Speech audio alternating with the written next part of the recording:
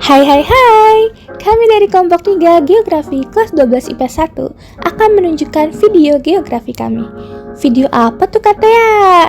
Oke, untuk teman-teman semua, kita sekarang mau kasih tahu nih untuk yang belum tahu tentang mitigasi dan juga cara menghindari tsunami serta mengatasi bencana tsunami sebelum dan juga sesudahnya. Jadi simak penjelasan kami ya.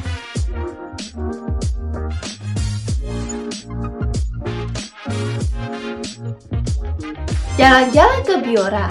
Ke Biora membeli gergaji. Perkenalkan, nama saya Samaita Yunesta Loris Desperani. Halo. Kalian udah tahu gak sih arti dari bencana alam?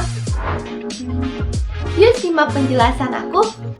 Bencana alam adalah rangkaian peristiwa yang disebabkan oleh fenomena alam. Bencana alam ini terjadi proses secara alami dan tidak dikendalikan oleh manusia loh. Untuk lebih lanjut, simak terus penjelasan kakak-kakak selanjutnya ya. Hai, namaku Kakak Faradio. Kalian tahu gak sih apa itu tsunami? Tsunami adalah bencana alam berupa gelombang besar yang terjadi akibat gangguan di dasar laut, seperti gempa bumi, letusan gunung berapi, bawah laut, atau longsor bawah laut. Tsunami dapat bergerak dengan kecepatan tinggi di lautan dan menjadi lebih besar serta lebih destruktif saat mencapai daratan. Baik, untuk jenis-jenisnya akan dijelaskan oleh asisten Johannes. Halo Kak Johannes, boleh bantu aku untuk jelasin jenis-jenisnya? Halo Kak Faradio dan semuanya. Nah, sekarang aku akan menjelaskan tentang jenis-jenis tsunami. Tapi sebelumnya, perkenalkan nama kakak Johannes Bonerges Tambubolon. Jenis-jenis tsunami udah pada tahu belum nih? Oke, nggak apa-apa kalau belum tahu. Yuk, simak penjelasanku. Berikut adalah beberapa jenis-jenis tsunami berdasarkan penyebabnya. 1. Tsunami tektonik. Disebabkan oleh gempa bumi bawah laut yang mengakibatkan pergeseran lempeng tektonik secara tiba-tiba. Merupakan jenis tsunami yang paling umum terjadi, seperti tsunami di Aceh tahun 2004. Yang kedua, tsunami vulkanik. Terjadi akibat letusan gunung berapi di laut atau sekitar pantai. Contoh, tsunami akibat letusan gunung Krakatau pada tahun 1883. Yang ketiga, tsunami akibat longsor bawah laut. Disebabkan oleh pergeseran material besar di dasar laut, seperti runtuhan lereng bawah laut atau longsor yang dipicu oleh gempa. Contoh tsunami Lituya by Alaska tahun 1958 yang disebabkan oleh longsoran besar ke dalam laut. Yang keempat, tsunami akibat tumbukan meteor. Terjadi jika meteor besar jatuh ke laut, menciptakan gelombang besar akibat dorongan air yang tiba-tiba. Nah, segitu aja dari aku, Kak Faradio. Hai, kembali lagi nih sama aku. Ayo tebak, sekarang aku akan menjelasin apa ya? Yap, aku akan menjelasin dampak dari bencana tsunami. Bencana tsunami ini banyak sekali kerusakan dalam lingkungan dan manusia loh.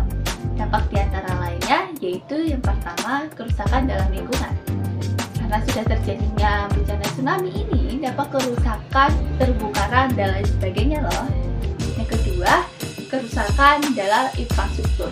Jadi setelah tsunami ini, banyak sekali kerusakan dalam bangunan-bangunan, pelabuhan, jaringan transportasi, perumahan-perumahan, dan lain sebagainya. Yang ketiga, kerusakannya lahan pertanian. Karena ada aliran tsunami ini, dapat mengiriskan topsoil, lahan pertanian, dan perkebunan loh. Yang keempat, kerusakan dalam ekonomi. Karena terjadinya tsunami ini dapat menyebabkan kehilangan mata pencaharian dan penurunan pendapatan loh. Yang kelima yaitu korban jiwa. Jadi setelah bencana tsunami ini, banyak sekali korban-korban yang sudah tewas karena akibat bencana tersebut, dan juga banyak sekali korban-korban yang hilang karena terbawa arus oleh bencana tsunami loh, dan juga banyak korban luka-luka karena terbawa arus juga. Yang terakhir yaitu dampak psikologis. Jadi karena bencana tsunami ini, masyarakat dapat kehilangan tempat tinggalnya, terus teman dan anggota keluarganya loh. Hai semuanya, perkenalkan nama aku Jennifer Gloria Seta. Nah, kalian tentunya sudah mendengarkan dong penjelasan dari kakak-kakak sebelumnya. Kira-kira kalian simak nggak nih penjelasan dari mereka? Oke, jadi di sini aku akan menjelaskan pengertian dari mitigasi bencana. Mitigasi bencana adalah upaya untuk mengurangi resiko bencana, baik dalam pembangunan fisik maupun peningkatan dan penyadaran kemampuan menghadapi ancaman bencana. Tertulis dalam Pasal 1 Ayat 6 PP Nomor 21 Tahun 2008 tentang penyelenggaraan penanggulangan bencana. Mitigasi bencana dilakukan sebelum, saat, dan sesudah bencana terjadi. Oke, kira-kira ada nggak sih tujuan dari mitigasi bencana ini? Tentunya ada dong.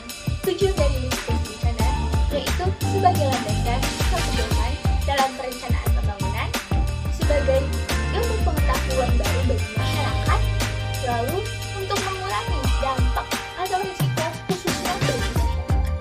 Oke, untuk penjelasan langkah-langkah akan dijelaskan oleh kakak yang sabar.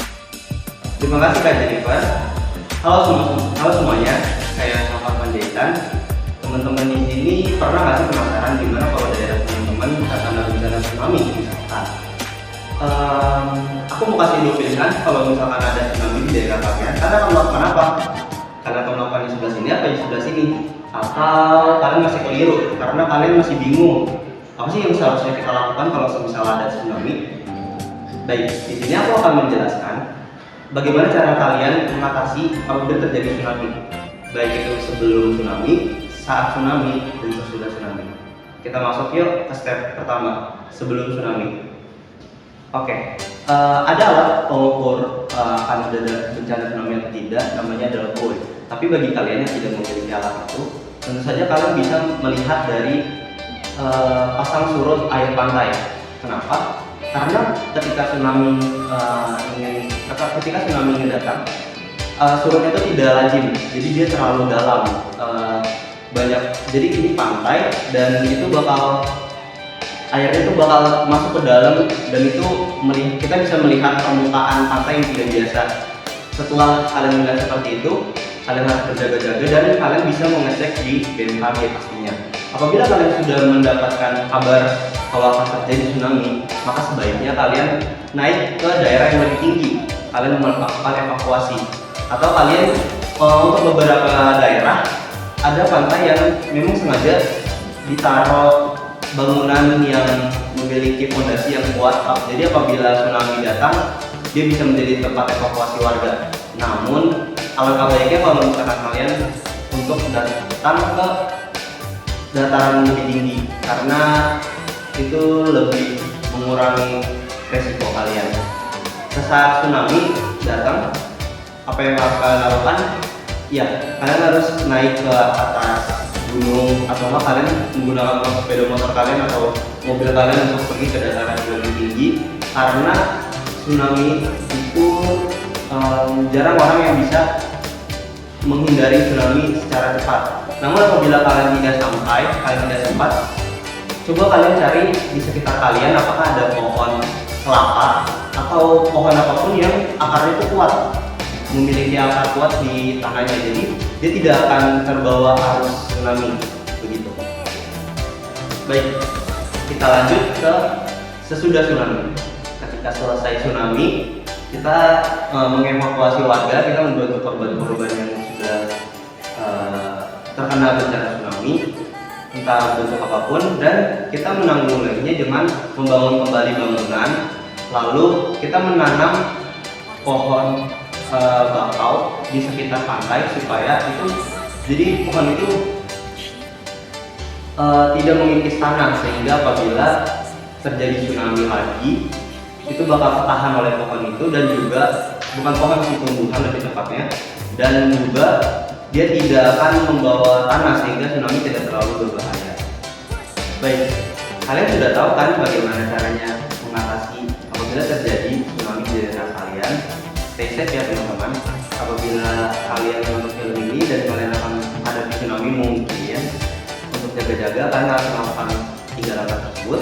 Dan untuk penjelasan lebih lanjut, boleh nggak dijelaskan oleh asisten saya, Atea? Terima kasih. Hai, Oke, boleh banget dong. Tapi sebelum masuk ke dalam materi lebih lanjut, alangkah baiknya aku memperkenalkan diri dulu. Perkenalkan, nama aku Teda Federasi IP1. Di sini aku akan menjelaskan bagaimana dengan pemantauan dari bencana alam tsunami ini sendiri.